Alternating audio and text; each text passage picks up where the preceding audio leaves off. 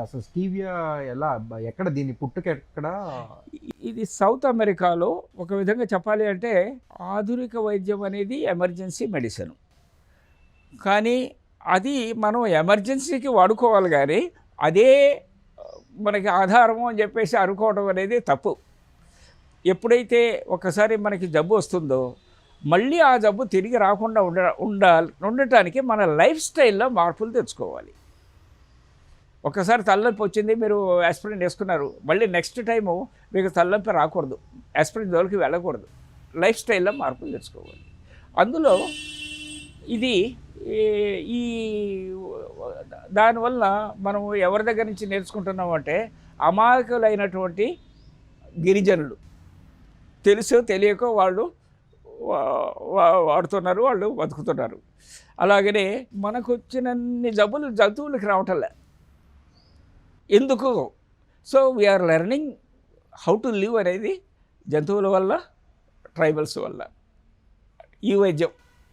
So అందులో భాగంగా south అమెరికాలో ఈ స్టీవియా అనే మొక్కని అక్కడ కలుపు మొక్క, అంటే పిచ్చి మొక్కలు మన తీసి అవతలు పారేసేవి, కానీ ఈ మొక్కకి ఆకు తీయగా ఉండటం వల్ల చక్కెరకు బదులుగా వాళ్ళు దీన్నే వాడతారు. అలాగనే జబ్బులు ఏ జబ్బులు వచ్చినా సరే దీన్ని కషాయం తయారు చేసుకుంటున్నారు, నయం చేసుకుంటున్నారు. సో దాన్ని జపాన్ లాంటి దేశము ఒక 40-50 సంవత్సరాలు రీసెర్చ్ చేసి దీన్ని అనేక విధాలుగా టెస్ట్ చేసి ప్రపంచానికి పరిచయం చేశారు. చేయటంలో బయటపడేది ఏమిటా అంటే ఈ ఆకు చక్కెర కన్నా కూడా 20-30 రెట్లు తీయగా ఉంటుంది. ఒక రకం మంచి క్వాలిటీ ఆకు, 0 క్యాలరీసు.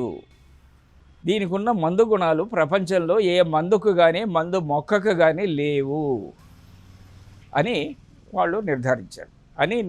మనుషులకే కాకుండా మనుషులకి మాంసాన్ని ఇచ్చేటువంటి జంతువులు, ఫర్ ఎగ్జాంపుల్ చేపలు, పందులు అట్లాంటివి, వాటికి కూడా ప్రయోగించి చూసినప్పుడు ఆ మీటు టేస్టీగా ఉండటం, ఆరోగ్యకరంగా ఉండటం కూడా జరిగింది.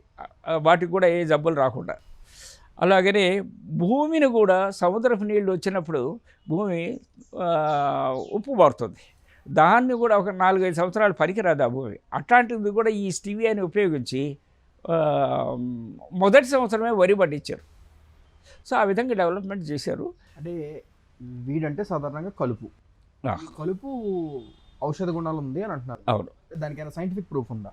అదే జపానీస్ వాళ్ళు అన్ని సైంటిఫిక్ ప్రూఫే చేశారు, అన్నీ చేశారు. నేను కూడా చదువుకున్నవాడిని, కాస్త సీనియర్ లెవెల్లో, ఎగ్జిక్యూటివ్ లెవెల్లో రిటైర్ అయినవాడిని కాబట్టి సింపుల్గా బిలీవ్ చేయకూడదు. కాబట్టి ఈ ఆకులు మొక్కలు తీసుకెళ్ళేసి తార్నకాలో NINలో పరిచయం చేశారు. అప్పుడు వాళ్ళు కూడా ఆశ్చర్యపోయారు, ఇట్లాంటి మొక్కలు ఉన్నాయా అని చెప్పేసి.